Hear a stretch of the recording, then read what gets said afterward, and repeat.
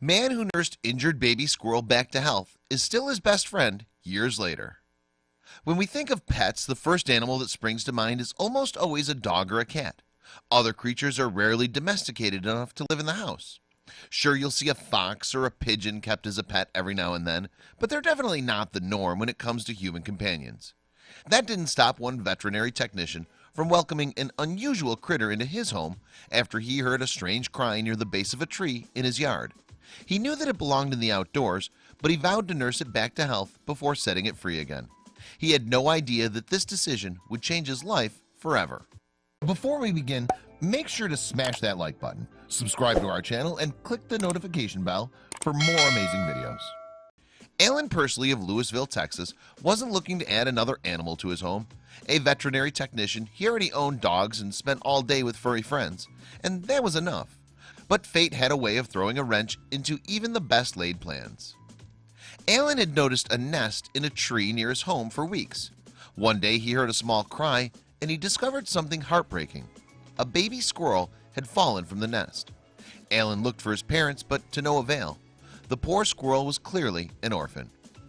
Alan immediately did some research, and based on the squirrel's size, he discovered that the little guy was less than a week old. The squirrel was so young, in fact, that he couldn't even open his eyes. He needed help, fast, or else he wouldn't make it. Thankfully, Alan knew just what to do. He rushed the squirrel to the clinic where he worked, and he and his fellow veterinary technicians took turns bringing the squirrel home each night. He needed 24-hour care if he was ever going to be released back into the wild. Eventually, Alan became attached to the critter. He took days off work to stay at home with the squirrel and tend to his needs.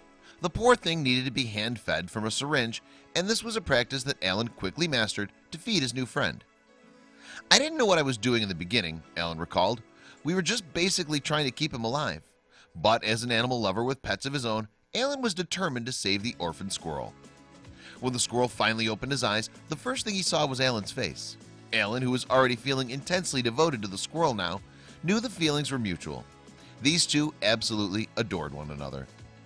Alan originally planned to release the squirrel, but he kept pushing the date back. He just couldn't part with the little guy. Alan and his wife found themselves integrating this wild animal into their home with their other pets. It became clear that the squirrel was going to be a more permanent fixture in their home, so Alan decided to give the critter a proper name. He settled on Rocky, inspired by the beloved animated flying squirrel from the cartoon Rocky and Bullwinkle. Many pet owners will give their furry friends several nicknames, and it was no different for Rocky. I'm sure he also thinks his name is Bad Squirrel, with as many times as he's heard me say it when I was training him to stay off the countertops and drapes, joked Alan. Alan knew that if he was going to keep Rocky in his home, he'd need to create a space that was all his own. Not only would it make Rocky feel more comfortable, but it would help keep him from tearing up their furniture. Once Rocky reached maturity, he was healthy, happy, and very much a member of Alan's family.